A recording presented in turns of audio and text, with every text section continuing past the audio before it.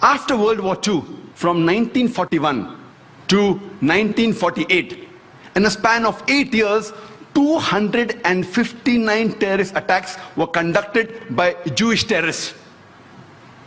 By many organizations, Ignun, Stern Gang, Haganah, and we know of the famous bombing of King David Hotel, which took place on the 22nd of July 1946. They were conducted by Ignun under the leadership of Menachem Begin, in which 91 innocent people were killed, out of which 28 were British, 41 were Arabs, 17 Jews and 5 others.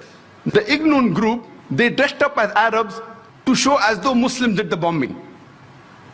And the person responsible was Menachem Begin. And it was the biggest terrorist attack against the history of British Mandate, in which 91 people were killed. And at that time, Menachem Begin, he was called as terrorist number 1 by the British government. Later on, after a few years, he becomes the Prime Minister of Israel. And later on, after a few years, he gets the Nobel Prize for Peace. Imagine, a person who has killed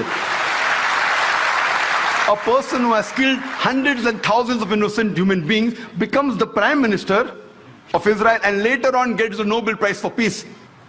And most of the groups that were fighting, like Stern Gang, Ignun, Haganah, all of these Jewish groups and the leaders like Yitzhak Rabin, Menachem Begin, Ariel Sharon, later on became prime ministers and high-holding ranks in the state of Israel. And all of them, they were fighting for a Jewish state. If you see the world map, before 1945, Israel did not exist. Israel didn't exist. These Jewish groups, they were called as terrorists by the Britishers. They fought for a Jewish state. Later on, with power, they grabbed the land and they kicked the Palestinians out. And now these same people are calling the same Palestinians who are fighting for a more just cause, for getting the land back. And they are labeled today as terrorists by the Israelis. Imagine, Hitler incinerated 6 million Jews. He kicks the Jewish community out. Why should they come to Palestine? The Palestinians, they welcome the cousins with open hands. If they should take a land, they should go back to Germany. They should go back to Europe.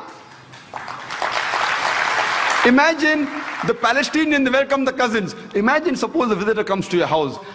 Being a stranger, you welcome him in your house.